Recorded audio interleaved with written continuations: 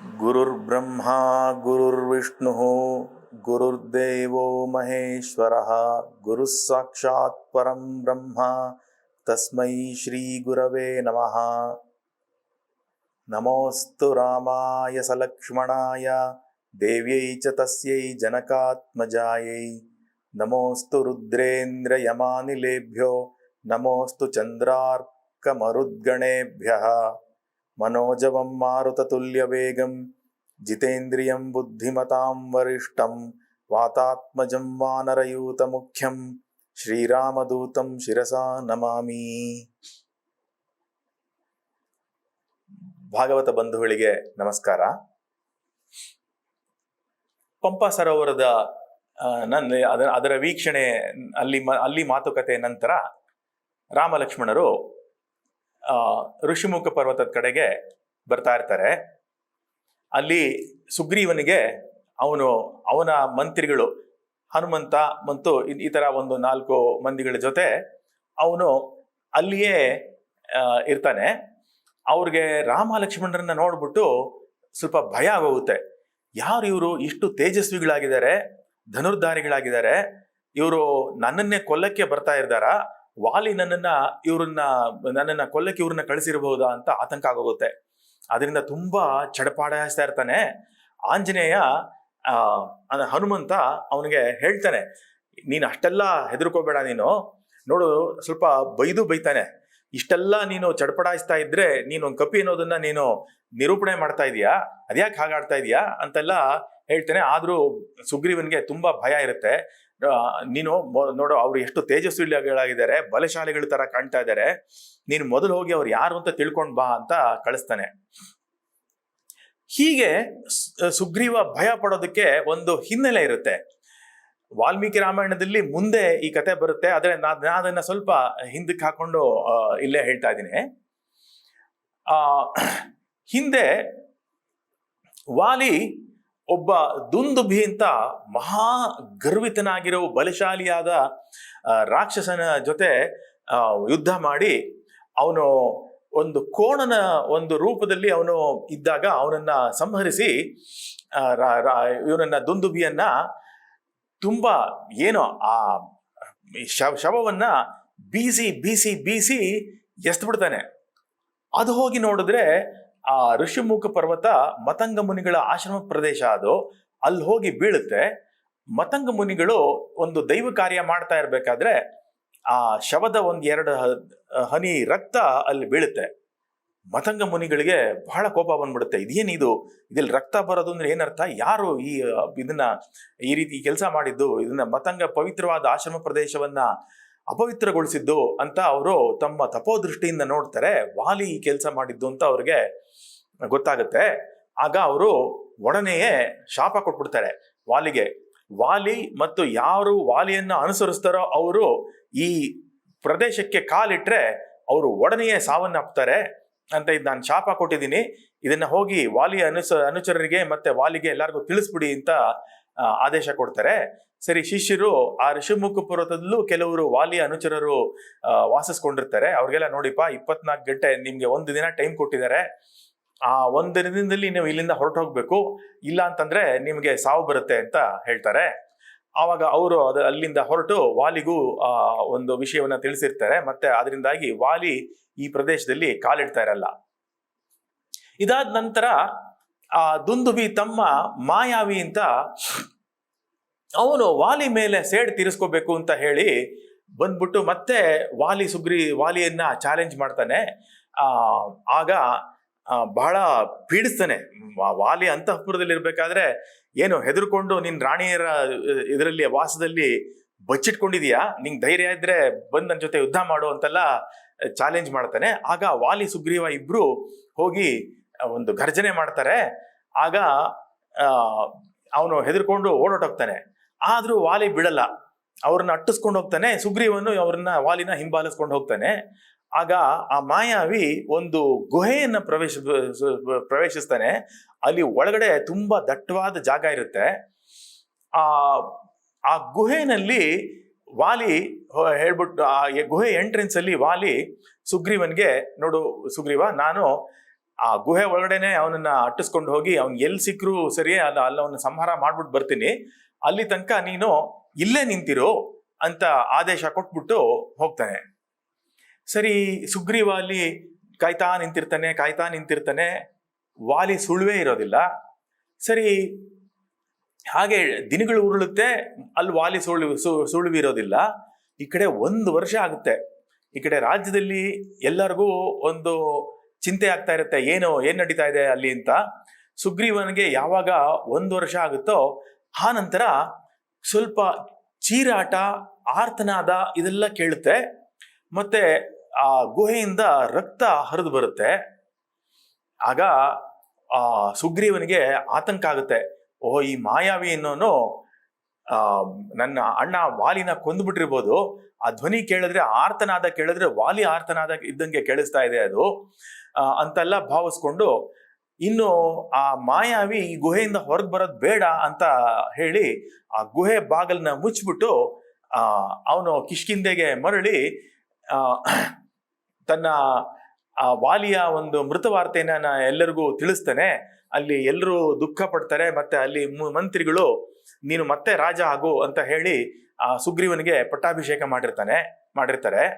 ಸರಿ, ಸುಗ್ರೀವ ಅಲ್ಲಿ ರಾಜ್ಯವನ್ನು ಆಳೋದಕ್ಕೆ ಪ್ರಾರಂಭ ಮಾಡಿರ್ತಾನೆ. ಇಷ್ಟರಲ್ಲಿ ಇಲ್ಲಿ ಗುಹೆನಲ್ಲಿ ವಾಲಿ ಮಾಯಾವಿನ ಸಂಹರಿಸಿರ್ತಾನೆ. ಅಲ್ಲಿ ಗುಹೆಯಿಂದ ಹೊರಗಡೆ ಬಂದಂತಹ ರಕ್ತ ಮಾಯಾವಿದಾಗಿರುತ್ತೆ. ಸರಿ, ಆ ವಾಲಿ ಬಂದು ಎಂಟ್ರೆನ್ಸ್ ಅಲ್ಲಿ ನೋಡ್ತಾನೆ, ಅಲ್ಲಿ ಇದು ಬಾಗಿಲು ಮುಚ್ಚಿರುತ್ತೆ. ಸರಿ, ಅಲ್ಲೇ ಗುಹೆ ಕಡೆಯಲ್ಲಿ ಸುಮಾರು ಕಡೆ ಓಡಾಡಿ ನೋಡ್ತಾನೆ, ಎಲ್ಲೂ ಅವನಿಗೆ ಹೊರಗಡೆ ಹೋಗೋ ದಾರಿಲಿ ಕಾಣಲ್ಲ. ಕೊನೆಗೆ ಆ ಗುಹೆಗೆ ಮುಚ್ಚಿರೋ ಬಂಡೆನ ಒದ್ದು ಅದನ್ನ ಪುಡಿ ಮಾಡಿ ಆ ನಂತರ ಹೊರಗೆ ಬಂದು ನೋಡ್ತಾನೆ. ಇಲ್ಲಿ ಸುಗ್ರೀವ ರಾಜ್ಯ ಆಳ್ತಾ ಇರ್ತಾನೆ. ವಾಲಿಗೆ ತುಂಬಾ ಕ್ರೋಧ ಬಂದ್ಬಿಡುತ್ತೆ. ನನ್ನನ್ನ ದುರುಳ, ನೀನು ದುರಾತ್ಮ, ನನ್ನನ್ನ ಸಂಹಾರ ಮಾಡಿ ನನ್ನನ್ನು ಸಾಯಿಸಿ ನೀನು ಇಲ್ಲಿ ರಾಜ್ಯ ಆಳ್ಬೇಕು ಅಂತ ರಾಜ್ಯದ ಆಸೆ ಮೇಲಿಂದ ಹೀಗೆಲ್ಲ ಮಾಡಿದ್ಯಾ ಅಂತ ಆಪಾದನೆ ಮಾಡ್ತಾನೆ ಸುಗ್ರೀವನ ಮೇಲೆ. ಆದ್ರೆ ಸುಗ್ರೀವ, ಇಲ್ಲ ಅಣ್ಣ, ನಾನು ಹಾಗೆ ಮಾಡ್ಲಿಲ್ಲ, ನಾ ಹೀಗೆ ಭಾವಿಸಿದ್ದೆ, ನಾ ಅನ್ಕೊಂಡಿದ್ದು ತಪ್ಪಾಯ್ತು, ನನ್ನನ್ನು ಕ್ಷಮಿಸು, ಈ ರಾಜ್ಯ ನಿಂದೆ, ನೀನೇ ಬಂದು ರಾಜ್ಯಭಾರ ಮಾಡು ಅಂತೆಲ್ಲ ಬಹಳ ಹೋಗಿ ಒಂದು ಕ್ಷಮಾಯಾಚನೆ ಮಾಡಿ ಒಂದು ಪಶ್ಚಾತ್ತಾಪವನ್ನ ವ್ಯಕ್ತಪಡಿಸ್ತಾನೆ. ಆದ್ರೆ ವಾಲಿಗೆ ಮನಸ್ಸು ಕರಗೋದೇ ಇಲ್ಲ. ಅವನು ಸುಗ್ರೀವ ಹೇಳೋದನ್ನ ನಂಬೋದೂ ಇಲ್ಲ. ನೀನು ದುರುದ್ದೇಶದಿಂದಾನೇ ಹೀಗೆ ಮಾಡಿದ್ಯಾ ಅಂತ ಹೇಳಿ ನಿನ್ನನ್ನು ಈಗಲೇ ಸಂಹಾರ ಮಾಡ್ಬಿಡ್ತೇನೆ ಅಂತ ಅವನನ್ನ ಚೆನ್ನಾಗಿ ಒದ್ದು ಪರಿಚಿ ಎಲ್ಲ ಮಾಡ್ತಾನೆ. ಆದ್ರೂ ಆಗ ಸುಗ್ರೀವ ವಿಧಿ ಇಲ್ಲದೆ ಓಡ್ ಬರ್ಬೇಕಾಗತ್ತೆ. ಅವನು ಇಲ್ಲಿದ್ರೆ ಇನ್ನು ವಾಲಿ ನನ್ನನ್ನ ಸುಮ್ಮನೆ ಬಿಡೋದಿಲ್ಲ ಅಂತ ಹೇಳಿ ಅವನ ಅನುಚರಾದ ಮಂತ್ರಿಗಳ ಜೊತೆ ಋಷಿಮುಖ ಪರ್ವತಕ್ಕೆ ಬಂದು, ಹೇಗಿದ್ರು ಇಲ್ಲಿ ಶಾಪ ಇರೋದ್ರಿಂದ ವಾಲಿ ಇಲ್ಲಿಗೆ ಬರೋದಿಲ್ಲ ಅಂತ ಅಲ್ಲಿ ವಾಸಿಸೋದಕ್ಕೆ ಶುರು ಮಾಡಿರ್ತಾನೆ. ವಾಲಿ ಈ ಕಡೆ ಸುಗ್ರೀವನ ಹೆಂಡತಿಯಾದ ರುಮೆಯನ್ನು ತನ್ನ ಬಳಿನೇ ಇಟ್ಕೊಂಡು ಆ ಸುಗ್ರೀವನ ಅನುಚರರು ಯಾರ್ಯಾರಿದಾರೋ, ಸುಗ್ರೀವನಿಷ್ಠರಾದ ವಾನರರು, ಅವ್ರಿಗೆಲ್ಲ ಶಿಕ್ಷೆಯನ್ನು ಕೊಟ್ಟು ಅವನು ರಾಜ್ಯವನ್ನ ಆಳ್ತಾ ಇರ್ತಾನೆ. ಮತ್ತು ಕೆಲವು ಬಾರಿ ಕೆಲವು ಅನುಚರರು ವಾಲಿಯನ್ನ ಕಳಿಸಿರ್ತಾನೆ. ವಾಲಿ ಈ ಸುಗ್ರೀವನ್ ಹೋಗ್ಬಿಟ್ಟು ಕೊಂದ್ಬಿಟ್ ಬಾ ಅಂತ. ವಾನರ ಸುಗ್ರೀವ ತನ್ನ ಪರಾಕ್ರಮದಿಂದ ಅವರನ್ನೆಲ್ಲ ನಿಗ್ರಹಿಸಿ ಇರ್ತಾನೆ. ಯಾಕೆಂದ್ರೆ ಸುಗ್ರೀವನು ಪರಾಕ್ರಮಶಾಲಿ, ವಾಲಿ ಅಷ್ಟು ಪರಾಕ್ರಮಶಾಲಿ ಅಲ್ಲ, ಆದ್ರೂ ಧೈರ್ಯಶಾಲಿ, ಪರಾಕ್ರಮಶಾಲಿ ಆಗಿರ್ತಾನೆ. ಆದ್ರೆ ಇಲ್ಲಿ ವಾಲಿಯ ಒಂದು ಭಯದಿಂದ ಇಲ್ಲಿ ಹೀಗೆ ಅವನು ಚಡಪಡಿಸ್ತಾ ಇರ್ತಾನೆ. ಹೀಗಾಗಿ ಅವನು ಯಾರು ಅವರು ನೋಡ್ಕೊಂಡ್ ಬಾ ಅಂತ ಹನುಮಂತನ ಕಳಿಸ್ತಾನೆ. ಆಗ್ಲಿ ಅಂತ ಹನುಮಂತ ಒಬ್ಬ ಭಿಕ್ಷುವಿನ ರೂಪ, ಮನುಷ್ಯ ರೂಪ ಧರಿಸಿ, ಒಬ್ಬ ಭಿಕ್ಷುವಿನ ರೂಪ ಧರಿಸಿ ಇವರನ್ನ ಎದುರುಗೊಂಡು ಶ್ರೀರಾಮ ಮತ್ತೆ ಲಕ್ಷ್ಮಣರನ್ನ ಅತ್ಯಂತ ಮಧುರವಾದ ಒಂದು ಭಾಷೆಯಿಂದ, ನೀವು ಯಾರು, ಎಲ್ಲಿಂದ ಬರ್ತಾ ಇದ್ದೀರಾ, ನಿಮ್ಮ ಲಕ್ಷಣಗಳನ್ನ ನೋಡಿದ್ರೆ ಹೀಗೀಗಿದೆ ಅಂತ ಅಡಿಯಿಂದ ಮುಡಿಯವರೆಗೂ ರಾಮನ ರೂಪವನ್ನ ವರ್ಣನೆ ಮಾಡಿ, ಇಂತಹ ಒಂದು ಲಕ್ಷಣಗಳಿಂದ ಕೂಡಿರೋ ನೀವು ಯಾರು ಅಂತ ಕೇಳ್ತಾನೆ. ಆಗ ರಾಮ ಆಂಜನೇಯನ ಮಾತಿನ ಶೈಲಿಯನ್ನ ಗಮನಿಸಿ ಅವನು ಈ 3 ವೇದಗಳನ್ನ ಅಧ್ಯಯನ ಮಾಡದೇ ಇದ್ರೆ, ವ್ಯಾಕರಣ ಶಾಸ್ತ್ರ ಪಂಡಿತನಾಗಿಲ್ದೇ ಇದ್ರೆ ಈ ರೀತಿಯಾಗಿ ಮಾತುಗಳು ಬರೋದಕ್ಕೆ ಸಾಧ್ಯ ಇಲ್ಲ, ಇವನು ಬಹಳ ಲಕ್ಷಣ ಸಂಪನ್ನನಾಗಿದ್ದಾನೆ ಅಂತ ಹೇಳಿ ಹನುಮಂತನ ಪ್ರಶಂಸೆ ಮಾಡ್ತಾನೆ ಲಕ್ಷ್ಮಣನ ಕಳಿ.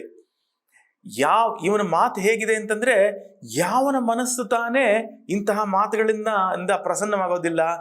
ಕೊಲ್ಲಕ್ಕೆ ಅಂತ ಕತ್ತಿಯನ್ನೇ ಮೇಲೆತ್ತಿರೋ ಶತ್ರುವು ಸಹ ಇಂತಹ ಸೊಗಸಾದ ಮಾತುಗಳನ್ನ ಕೇಳಿದ್ರೆ ಒಡನೆ ಪ್ರಸನ್ನನಾಗಿ ತನ್ನ ಕೊಲ್ಲುವಂತಹ ಉದ್ದೇಶನ ಕೈ ಬಿಟ್ಬಿಡ್ಬೇಕು. ಮತ್ತೆ ಯಾವ ರಾಜನಿಗೆ ಇಂತಹ ದೂತ ಇರೋದಿಲ್ವೋ ಅಂತಹ ದೂತನ ಕಾರ್ಯ ಕೂಡ್ ಬರೋದಿಲ್ಲ.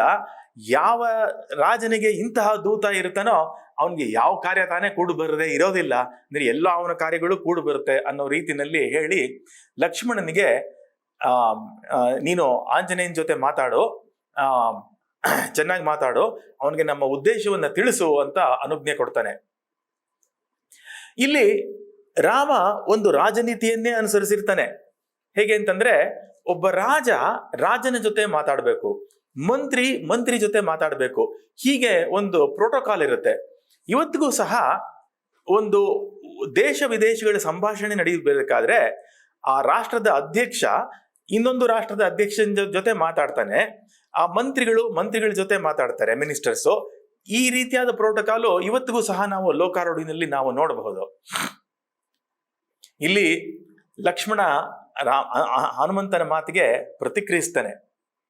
ಇಲ್ಲಿ ಏನಾಗುತ್ತೆ ಅಂತ ಅಂದ್ರೆ, ರಾಮ ಲಕ್ಷ್ಮಣರು ತಮ್ಮ ಸೌಜನ್ಯಯುಕ್ತವಾದ ಒಂದು ನ್ಯಾಯಯುತವಾದ ಮಾತುಗಳನ್ನೇ ಆಡ್ತಾರೆ. ಇಲ್ಲಿ ರಾಮ ನೋಡಿದ್ರೆ ಒಂದು ತ್ರಿಲೋಕ ವಿಜೇತನಾಗುವ ಒಂದು ಸಾಮರ್ಥ್ಯವನ್ನು ಹೊಂದಿರುವಂತಹ ಒಂದು ಇಕ್ಷ್ವಾಕು ಕುಲ ಸಂಭೂತ. ಅವನು ಈಗ ಸುಗ್ರೀವನ ಸಹಾಯವನ್ನ ಅಪೇಕ್ಷಿಸ್ತಾ ಇದ್ದಾನೆ. ಇಲ್ಲಿ ಲಕ್ಷ್ಮಣ ಒಂದು ಆರ್ಡರ್ ಕೊಡೋ ರೀತಿಯಲ್ಲಿ ದರ್ಪದಿಂದ ಮಾತಾಡೋದಿಲ್ಲ. ಇಂತಹ ಒಬ್ಬ ಧರ್ಮಾತ್ಮ ಇಕ್ಷ್ವಾಕುಕುಲ ಸಂಭೂತನಾದ ಒಂದು ಘನ ವ್ಯಕ್ತಿತ್ವ ಇದ್ರೂ ಸಹ ಸುಗ್ರೀವನ ಸಹಾಯ ಯಾಚನೆ ಮಾಡಬೇಕಾದ್ರೆ ಒಂದು ದೈನ್ಯದಿಂದನೇ ಒಂದು ಬಹಳ ಸೌಜನ್ಯದಿಂದನೇ ಮಾತಾಡ್ತಾನೆ ಲಕ್ಷ್ಮಣ. ಧರ್ಮಾತ್ಮನಾದ ಶ್ರೀರಾಮನು ಈ ಹಿಂದೆ ಸಕಲ ಲೋಕ ಶರಣ್ಯನಾಗಿದ್ದನೋ, ಎಲ್ಲರಿಗೂ ಆಶ್ರಯಭೂತನಾಗಿದ್ದನೋ ನನ್ನ ಗುರುವಾದ ಈ ರಾಘವನೇ ಇಂದು ಸುಗ್ರೀವನನ್ನು ಆಶ್ರಯಿಸಲು ಬಂದಿರುವನು. ಯಸ್ಯ ಪ್ರಸಾದೇ ಸತತಂ ಪ್ರಸೀದಯೇರಿಮಾಹ ಪ್ರಜಾಹ ಸ ರಾಮೋ ವಾನರೇಂದ್ರಸ್ಯ ಪ್ರಸಾದಮಭಿಕಾಂಕ್ಷತೆ. ಯಾವನ ಪ್ರಸನ್ನತೆಯಿಂದ ಎಲ್ಲ ಪ್ರಜೆಗಳು ಸರ್ವದಾ ಪ್ರಸನ್ನ ಚಿತ್ತರಾಗಿರ್ತಾ ಇದ್ದಾರೋ ಅಂತಹ ಶ್ರೀರಾಮನೀಗ ವಾನರೇಂದ್ರನಾದ ಸುಗ್ರೀವನ ಅನುಗ್ರಹವನ್ನು ಬಯಸಿ ಬಂದಿದ್ದಾನೆ ಅಂತ ಅಷ್ಟು ಒಂದು ಸೌಜನ್ಯದಿಂದ ನಮಗೆ ಸಹಾಯ ಬೇಕು ಅಂತ ಒಂದು ಯಾಚನಾ ದೃಷ್ಟಿಯಿಂದ ಲಕ್ಷ್ಮಣ ತನ್ನ ಮಾತುಗಳನ್ನು ಹೇಳ್ತಾನೆ. ಅದಕ್ಕೆ ಆಂಜನೇಯನ ಪ್ರತಿಕ್ರಿಯೆ ಹೇಗಿರುತ್ತೆ ಅಂತಂದ್ರೆ, ಅವನು ಈ ಸಿಚುವೇಶನ್ ಅನ್ನು ಎಕ್ಸ್ಪ್ಲಾಯ್ಟ್ ಮಾಡೋದಿಲ್ಲ. ಇವತ್ತು ನಾವು ಯಾರ್ಯಾರ ಸಿಚುವೇಶನ್ ಹೇಗಿರುತ್ತೋ ಅದನ್ನ ಎಕ್ಸ್ಪ್ಲಾಯ್ಟ್ ಮಾಡೋದು ನೋಡ್ತೀವಿ. ಆಂಜನೇಯ ಇಲ್ಲಿ ಎಕ್ಸ್ಪ್ಲಾಯ್ಟ್ ಮಾಡೋದಿಲ್ಲ. ಓ ಹೌದಾ, ಬನ್ನಿ ನಾವು ನಿಮ್ಗೆ ಎಲ್ಲ ಸಹಾಯನೂ ಕೊಡ್ತೀವಿ ಅಂತ ತಮ್ಮ ಒಂದು ಮೇಲ್ಮೈಯನ್ನು ಹೇಳ್ಕೊಳ್ಳೋದಿಲ್ಲ. ಆಂಜನೇಯ ಹೇಳ್ತಾನೆ, ಬನ್ನಿ, ನಿಮ್ ಪರಿಚಯ ಆಗಿದ್ದ ಸಂತೋಷ. ಸುಗ್ರೀವನು ತನ್ನ ಪತ್ನಿ ವಿಯೋಗದಿಂದ ದುಃಖಿತನಾಗಿದ್ದಾನೆ, ತನ್ನ ರಾಜ್ಯವನ್ನು ಕಳ್ಕೊಂಡಿದ್ದಾನೆ. ಅವನಿಗೂ ಆ ವಾನರನಿಗೆ ನಿಮ್ಮಂತಹ ಶ್ರೇಷ್ಠರಾದ ವ್ಯಕ್ತಿಗಳು ಪರಿಚಯ ಆಗೋದು ಅವನಿಗೂ ಒಂದು ಸೌಭಾಗ್ಯವೇ ಸರಿ. ಅವನ ಬಳಿ ನಿಮ್ಮನ್ನ ಕರ್ಕೊಂಡು ಹೋಗ್ತೀನಿ ಬನ್ನಿ ಅಂತ ಅತ್ಯಂತ ಸೌಜನ್ಯದಿಂದ ಹನುಮಂತನು ಅವರ ಬಳಿ ಮಾತನಾಡಿ ತನ್ನ ಭಿಕ್ಷು ರೂಪವನ್ನ ತೊರೆದು ವಾನ ರೂಪವನ್ನ ತಾಳಿ ರಾಮ ಲಕ್ಷ್ಮಣರನ್ನ ತನ್ನ ಹೆಗಲ ಮೇಲೆ ಕರೆದುಕೊಂಡು ಅಲ್ಲಿ ಮುಂದೆ ಹೋಗ್ತಾನೆ. ಅಲ್ಲಿ ಸುಗ್ರೀವ ಒಂದು ಸ್ವಾಗತ ಕೊಡ್ತಾನೆ ರಾಮನಿಗೆ. ಅಲ್ಲಿ ಒಂದು ಮರದ ಕಾಂಡವನ್ನ ಅಲ್ಲಿ ಮುರಿದು ಹಾಕಿ ಒಂದು ಆಸನ ಗ್ರಹಣ ಮಾಡು ಅಂತ ಹೇಳ್ತಾನೆ. ಆನಂತರ ಹನುಮಂತ ಇನ್ನೊಂದು ಮರದ ಕೊಂಬೆನ ಮುರಿದು ಲಕ್ಷ್ಮಣನಿಗೆ ಆಸನವನ್ನ ಕೊಟ್ಟು ಅಲ್ಲಿ ಇಬ್ರು ಪರಸ್ಪರ ವೀಕ್ಷಣೆ ಮಾಡ್ತಾರೆ ಒಬ್ರನ್ನೊಬ್ರು. ಹಾಗೆ ಅವಾಗ ಸುಗ್ರೀವ ಹೇಳ್ತಾನೆ, ವಾನರಾದ ನನ್ನೊಡನೆ ನಿನ್ನಂತಹ ಮನುಷ್ಯ ಸೌಹಾರ್ದವನ್ನು ಅಪೇಕ್ಷಿಸಿರೋದು ನನಗೆ ಬಹಳವಾಗಿ ಸನ್ಮಾನಿಸಿದಂತಾಗಿದೆ. ನನಗೆ ಇದು ಅತ್ಯಂತ ಲಾಭದಾಯಕವೂ ಆಗಿದೆ. ರೋಚತೆ ಯದಿ ವಾಸಖ್ಯಂ ಬಾಹುರೇಶ ಪ್ರಸಾರಿತಃ ಗೃಹ್ಯತಾಂ ಪಾಣಿನ ಪಾಣಿ ಮರ್ಯಾದ ಬದ್ಧತಾಂ ಧ್ರುವ. ನಾನು ರಾಘವ ಇದೋ ನನ್ನ ತೋಳನ್ನು ಮುಂದಕ್ಕೆ ಚಾಚಿದ್ದೇನೆ. ನನ್ನೊಡನೆ ಗೆಳೆತನವನ್ನು ಬೆಳೆಸೋದು ನಿನ್ಗೆ ಇಷ್ಟ ಆಗಿದ್ರೆ ನಿನ್ನ ಕೈಯಿಂದ ನನ್ನ ಕೈಯನ್ನು ಹಿಡಿ, ನಮ್ಮಿಬ್ಬರ ಸ್ನೇಹ ಬಂಧನವು ಶಾಶ್ವತವಾಗಿ ಉಳಿಯಲಿ ಅಂತ ತೋಳು ಚಾಚ್ತಾನೆ ಸುಗ್ರೀವ. ರಾಮ ಹೋಗಿ ಅವನನ್ನ ಬಿಗಿದಪ್ಕೋತಾನೆ. ಆಗ್ಲೇ ಅಲ್ಲೇನೆ ಹನುಮಂತ 2 ಮರದ ತುಂಡನ್ನ ಮಾಡಿ ಅಲ್ಲಿ ಅಗ್ನಿಯನ್ನ ಸ್ಥಾಪನೆ ಮಾಡ್ತಾನೆ. ಆಗ ರಾಮ ಸುಗ್ರೀವರು ಅಗ್ನಿ ಸಾಕ್ಷಿಯಾಗಿ ತಮ್ಮ ಒಂದು ಸ್ನೇಹ ಸಂಬಂಧವನ್ನ ಒಂದು ಶಾಶ್ವತಗೊಳಿಸ್ತಾರೆ ಅಲ್ಲಿ. ಆಗ ಸುಗ್ರೀವ ಹೇಳ್ತಾನೆ, ರಾಘವ, ನೀನು ನನಗೆ ಅತ್ಯಂತ ಪ್ರಿಯನಾದ ಗೆಳೆಯನಾಗಿರುವೆ. ಇಬ್ಬರ ಸುಖ ದುಃಖಗಳು ಒಂದೇ ಆಗಿವೆ. ನಿನ್ನ ದುಃಖವೇ ನನ್ನ ದುಃಖ, ನನ್ನ ದುಃಖವೇ ನಿನ್ನ ದುಃಖ, ನನ್ನ ಸುಖವೇ ನಿನ್ನ ಸುಖ, ನಿನ್ನ ಸುಖವೇ ನನ್ನ ಸುಖ. ಹೀಗೆ ನಾವಿಬ್ರು ಭಾವಿಸ್ಕೊಳ್ಳೋಣ ಅಂತ ಹೇಳ್ತಾನೆ. ಇದು ಒಂದು ಮತ್ತೆ ಶ್ರೀರಾಮನ ಆದರ್ಶ ವ್ಯಕ್ತಿತ್ವಕ್ಕೆ ಸೇರ್ಕೊಳ್ಳುತ್ತೆ. ಸ್ನೇಹ ಅಂತಂದ್ರೆ ಅದು ಎಷ್ಟು ಗಾಢವಾಗಿರುತ್ತೆ ಆ ಸ್ನೇಹ ಅಂತ. ಅಗ್ನಿಸಾಕ್ಷಿಯಾಗಿ ಮಿತ್ರತ್ವವನ್ನ ಅವರು ದೃಢಪಡಿಸ್ಕೋತಾರೆ. ಅದು ಈಗಿನ ಕಾಲದಲ್ಲಿ ಈ ರೀತಿಯಾದ ಮಿತ್ರತ್ವ ಹೇಗಿರುತ್ತೆ ಅಂತ ಕೇಳಿದ್ರೆ, ತಮಿಳಿನಲ್ಲಿ ಒಂದು ಮಾತು ಬರುತ್ತೆ, ಉನ್ಪಣಂ ಎನ್ಪಣಂ ಎನ್ಪಣಂ ಎನ್ಪಣಂ ಅಂತ. ಅಂದ್ರೆ ನಿನ್ ದುಡ್ಡೆಲ್ಲ ನನ್ ದುಡ್ಡು, ನನ್ ದುಡ್ಡೆಲ್ಲ ನನ್ ದುಡ್ಡು ಅಂತ. ನಿಂದೆಲ್ಲ ನಂದು, ನಂದೆಲ್ಲನೂ ನಂದೇನೆ ಅನ್ನೋ ಅರ್ಥದಲ್ಲಿ ಹಾಗೆ ಇರುತ್ತೆ. ಯಾರೋ ಒಂದು ಮಿತ್ರತ್ವ ಇದ್ರೆ ಅವರಿಂದ ನಾವು ಅಪೇಕ್ಷೆ ಪಡ್ತೀವಿ, ಆದ್ರೆ ಅವ್ರಿಗೋಸ್ಕರ ಏನು ಮಾಡೋದಿಲ್ಲ. ಆದ್ರೆ ಇಲ್ಲಿ ಹೀಗಿರೋದಿಲ್ಲ. ಪರಸ್ಪರ ಇಬ್ರು ಒಬ್ರಿಗೊಬ್ರು ಏನೋ ಅವರು ಸಹಾಯ ಮಾಡೋದಕ್ಕೆ ಸಿದ್ಧರಾಗಿ, ತ್ಯಾಗಕ್ಕೆ ಸಿದ್ಧರಾಗಿ ಒಂದು ಪರಸ್ಪರ ವಿಶ್ವಾಸವನ್ನ ಅವರು ದೃಢಪಡಿಸ್ಕೋತಾರೆ. ಸರಿ, ಆ ಸಮಯದಲ್ಲಿ 3 ಜನಕ್ಕೆ ಎಡಗಣ್ಣು ಅದರುತ್ತಂತೆ. ಅದು ಯಾರ್ಯಾರಿಗೆ ಅಂತಂದ್ರೆ, ವಾಲಿಗೆ, ರಾವಣನಿಗೆ ಮತ್ತೆ ಸೀತೆಗೆ 3 ಜನಕ್ಕೂ ಎಡಗಣ್ಣು ಅದರುತ್ತೆ. ಇದು ಇಲ್ಲಿ ಒಂದು ರಾಮಾಯಣದ ಉದ್ದಕ್ಕೂ ಶಕುನಗಳನ್ನ ಉಲ್ಲೇಖ ಮಾಡ್ಕೊಂಡೇ ಬಂದಿದ್ದಾರೆ. ರಾಮಾಯಣ ಅನ್ನೋದು ಧರ್ಮಶಾಸ್ತ್ರ, ಶಕುನಶಾಸ್ತ್ರವು ಎಲ್ಲ ವಿಧವಾದ ಶಾಸ್ತ್ರಗಳ ಒಂದು ಖನಿಯೂ ಆಗಿದೆ ಅನ್ನುವಂತಹ ಒಂದು ಮಾತನ್ನ ನಾವು ಹಿಂದೆ ಏನ್ ನೆನಪಿಸ್ಕೊಂಡಿದ್ವೋ ಅದನ್ನ ಮತ್ತೆ ಈ ಪ್ರಸಂಗ ಇಲ್ಲಿ ನೆನಪಿಗೆ ತಂದ್ಕೊಡ್ತಾ ಇದೆ. ಹೆಂಗಸರಿಗೆ ಎಡಗಣ್ಣು ಅದರಿದ್ರೆ ಶುಭ, ಗಂಡಸರಿಗೆ ಎಡಗಣ್ಣು ಅದರಿದ್ರೆ ಅಶುಭ. ಮುಂದೆ ವಾಲಿ ರಾವಣರ ಸಂಹಾರ ಆಗುತ್ತೆ, ಅವರಿಬ್ಬರಿಗೂ ಎಡಗಣ್ಣು ಅದರುತ್ತೆ, ಅದು ಶುಭ. ಸೀತೆಗೆ ಮತ್ತೆ ರಾಮನ ಜೊತೆ ಮಿಲನ ಆಗುತ್ತೆ, ಅದು ಆಕೆಗೆ ಅದು ಶುಭ. ಹಾಗಾಗಿ ಆಕೆಗೂ ಅದು ಎಡಗಣ್ಣು ಅದರುತ್ತೆ ಅಲ್ಲಿ. ಸರಿ, ನಂತರ ಒಬ್ರು ದುಃಖಗಳನ್ನ ಹೇಳ್ಕೊತಾರೆ. ಸುಗ್ರೀವನಿಗೆ ಏನಾಗಿದೆ ಅಂತ ಸುಗ್ರೀವ ಈ ಹಿಂದೆ ಹೇಳಿದ ಕಥೆ ಎಲ್ಲ ಹೇಳ್ತಾನೆ ರಾಮನಿಗೆ. ರಾಮ ಎಲ್ಲ ಹೇಳ್ತಾನೆ. ಕೊನೆಗೆ ಸುಗ್ರೀವ ಹೇಳ್ತಾನೆ, ನಾವು 5 ಜನ ಇಲ್ಲಿ ವಾನರರು ಇರಬೇಕಾದ್ರೆ ಆಕಾಶ ಮಾರ್ಗದಲ್ಲಿ ರಾವಣ ಒಬ್ಬ ಸ್ತ್ರೀನ ಎಳ್ಕೊಂಡು ಹೋಗ್ತಾ ಇದ್ದ.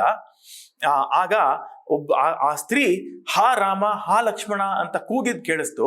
ಮತ್ತೆ ಆಕೆ ತನ್ನ ಉತ್ತರೀಯದಲ್ಲಿ ಈ ಆಭರಣಗಳನ್ನ ಅಲ್ಲಿ ಬಿಸಾಡಿದ್ಲು ಅಂತ ಆ ಆಭರಣಗಳನ್ನೆಲ್ಲ ತಂದು ತೋರಿಸ್ತಾನೆ. ಆಗ ರಾಮನಿಗೆ ಆ ಆಭರಣಗಳನ್ನ ನೋಡಿದ ತಕ್ಷಣನೇ ಮತ್ತೆ ಇದೆಲ್ಲ ಸೀತೆದೆ ಅಂತ ಗುರುತು ಸಿಕ್ಬಿಟ್ಟು ಮತ್ತೆ ದುಃಖಿತನಾಗಿ ಕಣ್ಣಲ್ಲಿ ಎಷ್ಟು ನೀರು ಬರುತ್ತೆ ಅಂತಂದ್ರೆ ಅವನ ಎದೆಯೆಲ್ಲ ತೊಯ್ದು ಹೋಗುತ್ತೆ, ಅಷ್ಟು ದುಃಖಿತನಾಗ್ತಾನೆ. ಮತ್ತೆ ಲಕ್ಷ್ಮಣ, ನೋಡು ಇದು ಸೀತೆದೆ ತಾನೆ ಅಂತ ತೋರಿಸ್ತಾನೆ. ಆ ಸೀತೆ ಅದು ಲಕ್ಷ್ಮಣ ಪಾಪ ಹೇಳ್ತಾನೆ, ಆ ಕಾಲುಂಗ್ರ ಏನಿದೆಯೋ ಅದು ಮಾತ್ರ ನಾನು ಗುರುತೊಡಿಬಲ್ಲೆ, ಇದು ಸೀತೆದೆ ಅಂತ. ಬೇರೆ ಇದನ್ನ ನಾನು ಅಷ್ಟು ದೃಷ್ಟಿಸಿ ನೋಡಿಲ್ಲ ಸೀತೆನ, ನಾನು ಬೇರೆ ಆಭರಣಗಳನ್ನ ನಾನು ಗುರುತು ಹಿಡಿಯಕ್ಕಾಗ್ಲಿಲ್ಲ ಅಂತ ಹೇಳ್ತಾನೆ ಲಕ್ಷ್ಮಣ. ಇಲ್ಲಿಯೂ ಸಹ ಆ ರಾಮಾಯಣದಲ್ಲಿ ಒಬ್ಬ ಮಾತೃ ಸಮಾನವಾದ ತನ್ನ ಅತ್ತಿಗೆಯನ್ನ ಹೇಗೆ ಕಾಣಬೇಕು ಅನ್ನೋದನ್ನು ಇದು ಇಲ್ಲಿ ಎತ್ತಿ ತೋರಿಸ್ಕೊಡುತ್ತೆ ಇಲ್ಲಿ ಲಕ್ಷ್ಮಣನ ವ್ಯಕ್ತಿತ್ವ. ಆ ನಂತರ ರಾಮನಿಗೆ ತುಂಬಾ ಕೋಪ ಬರುತ್ತೆ. ಕೋಪಗೊಂಡವನು ಆ ಸುಗ್ರೀವ, ಆ ರಾವಣ ಎಲ್ಲಿದ್ದಾನೆ ಅಂತ ಹೇಳ್ತೀಯ ನೀನು? ನಾ ಈಗಲೇ ಹೋಗಿ ಅವನನ್ನ ಸಂಹಾರ ಮಾಡ್ತೇನೆ ಅಂತ ಕೋಪಗೊಂಡು ಹೇಳ್ತಾನೆ. ಆಗ ಸುಗ್ರೀವ ಸ್ವಲ್ಪ ಪೇಚಾಡ್ಕೋತಾನೆ. ರಾಘವ, ಪಾಪಿಷ್ಠನಾದ ರಾಕ್ಷಸನ್ ವಾಸಸ್ಥಾನ ಯಾವುದು ಅಂತ ನನಗೂ ತಿಳಿಯೋದಿಲ್ಲ. ಆ ದುಷ್ಕುಲ ಪ್ರಸೂತನಾದ ಅವನ ಕುಲವನ್ನಾಗ್ಲಿ ಅವನ ಸಾಮರ್ಥ್ಯವನ್ನಾಗ್ಲಿ ನಾನು ತಿಳಿದಿಲ್ಲ ಅಂತ ಪೇಚಾಡ್ಕೋತಾನೆ. ಸರಿ, ಆ ನಂತರ ಮತ್ತೆ ಹೋಗ್ಲಿ ಬಿಡು ಅನ್ನೋ ರೀತಿನಲ್ಲಿ ರಾಮ ಮುಂದುವರಿಸ್ಕೊಂಡು ಮುಂದೆ ವಾಲಿ ಸಂಹಾರಕ್ಕೆ ಏನು ಬೇಕೋ ಅಂತಹ ಮಾತುಕತೆಗಳು ಮುಂದುವರಿಯುತ್ತೆ.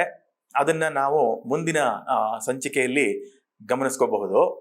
ಆದ್ರೆ ಈ ಸಂಚಿಕೆಯಲ್ಲಿ ಈ ಸುಗ್ರೀವನ ಸಂಭಾಷಣೆಯಲ್ಲಿ ಕೆಲವರು ಒಂದು ಆಪಾದನೆಯನ್ನ ಮಾಡ್ತಾರೆ ಸುಗ್ರೀವನ ಮೇಲೆ. ಅದನ್ನ ನಾವು ಕೊಂಚ ಇಲ್ಲಿ ವಿಶ್ಲೇಷಣೆ ಮಾಡಬಹುದಾಗಿದೆ. ಅವರು ಏನ್ ಹೇಳ್ತಾರೆ ಅಂತಂದ್ರೆ, ಕೆಲವು ವ್ಯಾಖ್ಯಾನಕಾರರು ಉತ್ತರಕಾಂಡದಲ್ಲಿ ರಾವಣ 1 ತಿಂಗಳು ಬಂದು ವಾಲಿ ಅರಮನೆಯಲ್ಲಿ ವಾಸವಾಗಿದ್ದ ಅನ್ನೋ ಒಂದು ಪ್ರಸಂಗವನ್ನ ಅವರು ಉಲ್ಲೇಖ ಮಾಡಿ, ಹೀಗಿದ್ರಿಂದ ಸುಗ್ರೀವನಿಗೆ ರಾವಣ ಎಲ್ಲಿದ್ದ ಅಂತ ತಿಳಿದಿತ್ತು. ಆದ್ರೆ ಈ ಸಂದರ್ಭದಲ್ಲಿ ರಾಮನಿಗೆ ಅವನು ಯಾಕೆ ಹೇಳಲಿಲ್ಲ ಅಂತಂದ್ರೆ, ಸ್ವಾರ್ಥದಿಂದ ಹೇಳಲಿಲ್ಲ. ಈಗಲೇ ರಾವಣ ಎಲ್ಲಿದ್ದಾನೆ ಅಂತ ಹೇಳ್ಬಿಟ್ರೆ ಮುಂದೆ ರಾಮನಿಗೆ ನನ್ನ ಸಹಾಯನೇ ಬೇಕಾಗಿಲ್ಲ, ಆದ್ರಿಂದ ರಾಮನಿಂದ ವಾಲಿ ಸಂಹಾರ ಆಗೋದಿಲ್ಲ.